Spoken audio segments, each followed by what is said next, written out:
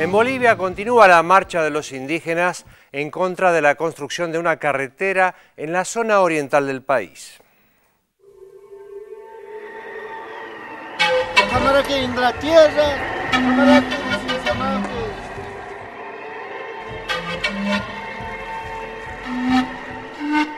No es nueva la tradición de lucha de los movimientos indígenas de Bolivia. También es cierto que el presidente Evo Morales, como integrante, dirigente y representante en el ejecutivo de ese vasto sector de la población boliviana, ha sido un actor fundamental en la legitimación e institucionalización de esas luchas. Las hizo más visibles y poderosas. En este segundo mandato presidencial de Morales, se han multiplicado las respuestas a los reclamos indígenas que siguieron su curso más allá de la lógica plurinacional y multiétnica que promulga de manera inédita en el mundo la Constitución del Estado boliviano que el propio presidente ha impulsado. La ampliación de la conciencia ecológica, los problemas derivados del calentamiento global y la percepción en todo el mundo de los efectos concretos que acarrea para la vida cotidiana la falta de políticas que protejan el ambiente, vigorizaron también en los pueblos originarios un activismo en relación a los recursos naturales y el entorno. Este se articula con una defensa cultural tradicional de la tierra y la naturaleza a la que los indígenas consideran parte inescindible de su existencia. Esto explica en parte que el mandatario boliviano deba afrontar ahora una serie de protestas respecto de proyectos públicos que generan dudas en algunas comunidades aborígenes de Bolivia. Así, la construcción de una carretera que pasa por el territorio indígena Parque Nacional Isiboro-Sécure o Tignis ha generado una extensa marcha de varios pueblos originarios del oriente. La marcha era de los pueblos originarios de Tierras Bajas. Hoy es Tierras Altas, Tierras Bajas, en forma conjunta hasta el final, y creemos que va a ser un triunfo como nosotros ya nos han dado el mensaje a nuestros ancestros.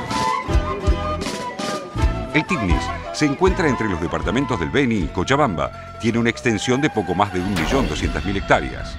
En este territorio habitan 3 etnias diferentes: los moxeños, yuracarés y chimanes, repartidas en 64 comunidades.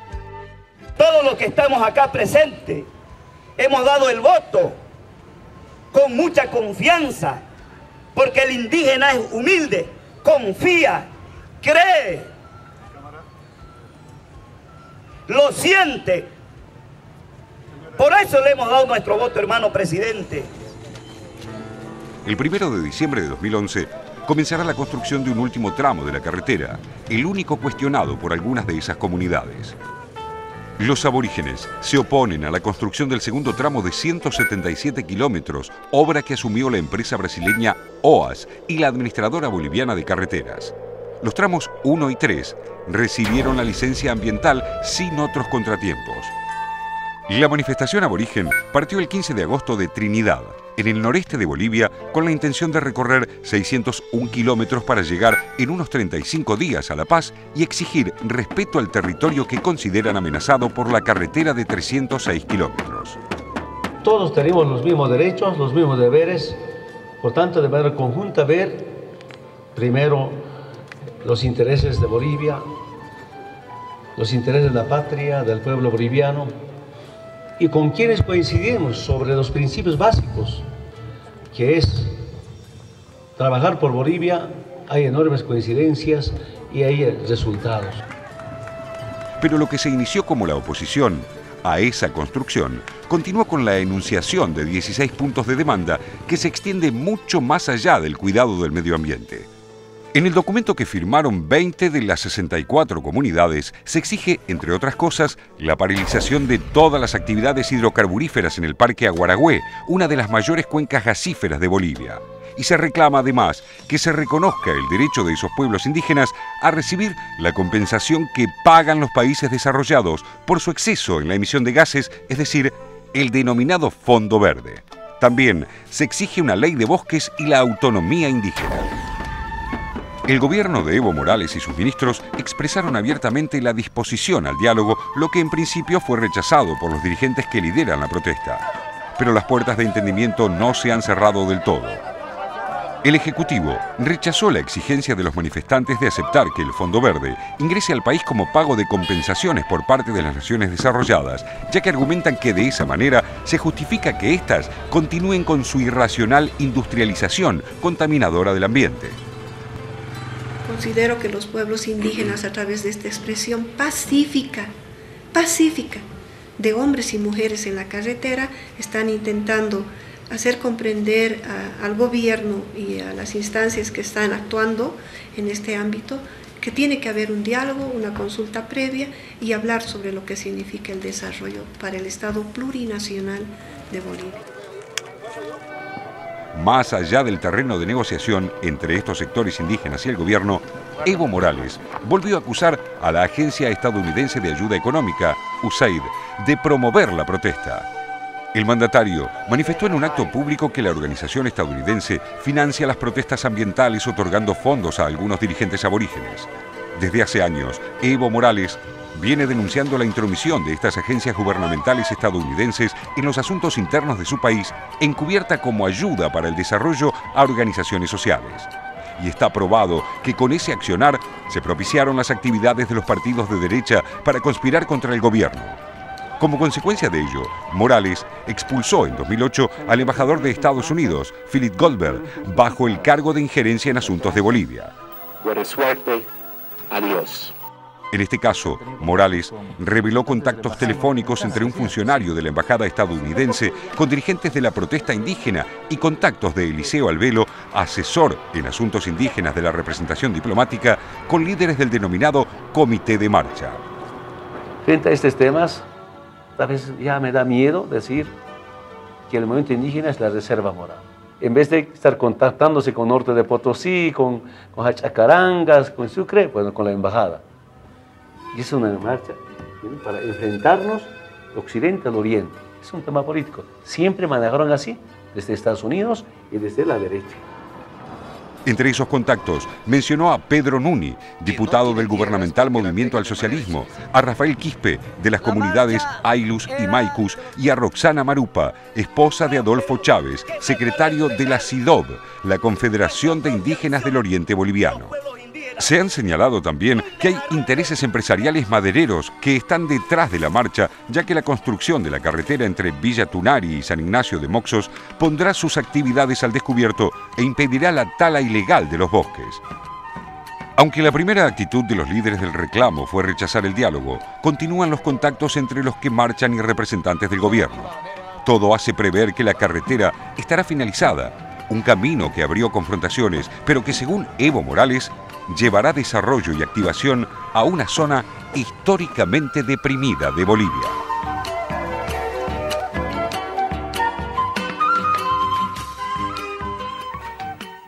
Ayer habló el vicepresidente García Linera y trató de explicar cómo venía la situación, que no era una falta de respeto hacia la naturaleza, sino que se trataba de encontrar una armonía entre justamente la ecología, preservar la madre tierra y el desarrollo, es decir, integrar estas dos zonas de Cochabamba y Beni para, bueno, hacer una Bolivia más integrada y poder hacer desarrollo. De todas maneras, dentro, digamos, explicó que no hay otra posibilidad de pasar por otro lado porque los costados, digamos, hay lagos, hay sierras, hay humedales, o sea, no hay otra forma. Pero de todas maneras dijo que había 5 opciones dentro de esa ruta, había 5 opciones posibles que las querían discutir con la gente que está en contra y mandaron a 5 ministros de su gabinete, mandó Evo Morales a 5 ministros de su gabinete para dialogar. Ojalá salga algo de ese diálogo, ¿no? Sí, lo que pasa es que también hay una cuestión que es real y que hay una desconfianza histórica por parte de los pueblos indígenas respecto de los diferentes gobiernos. Más de un gobierno ha declarado su simpatía, su adhesión a los pueblos originarios.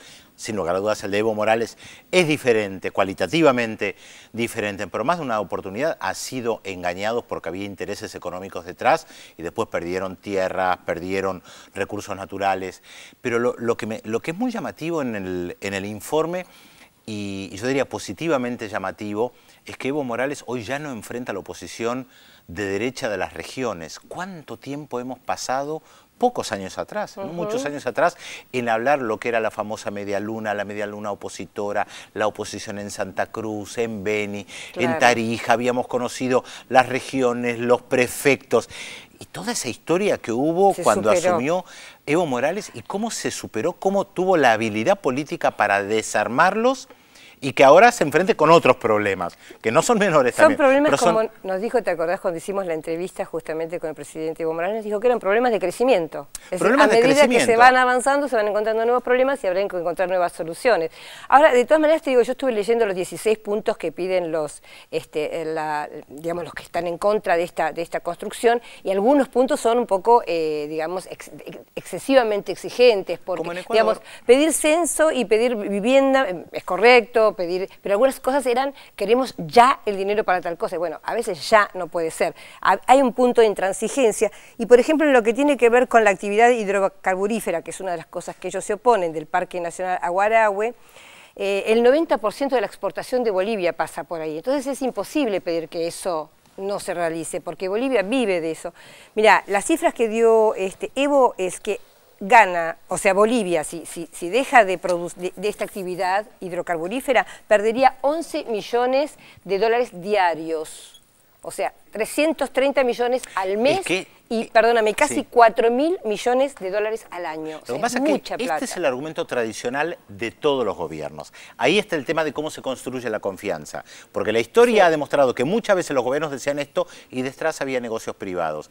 Ahí está donde Evo Morales va a tener que trabajar mucho para ganarse la confianza de la inmensa mayoría de la población, de los que lo votaron y de los que no lo votaron, para efectivamente demostrar que los ingresos que llegan al país efectivamente se reparten y no van a parar a una nueva élite que se esté gestionando. Claro, y bueno, también es un problema histórico. Veremos, sí, es cierto, veremos ahora estas reuniones con los ministros. Un último detalle me pareció muy importante esta semana, no tiene que ver con esto, el hecho de que la justicia boliviana haya decretado penas reales a los 5 militares y 2 exministros de Sánchez Lozada, en su momento responsables de la represión en el 2003, aunque Sánchez Lozada todavía continúe en Estados Unidos, que no lo quiere extraditar. Por lo tanto no puede ser juzgado, exactamente.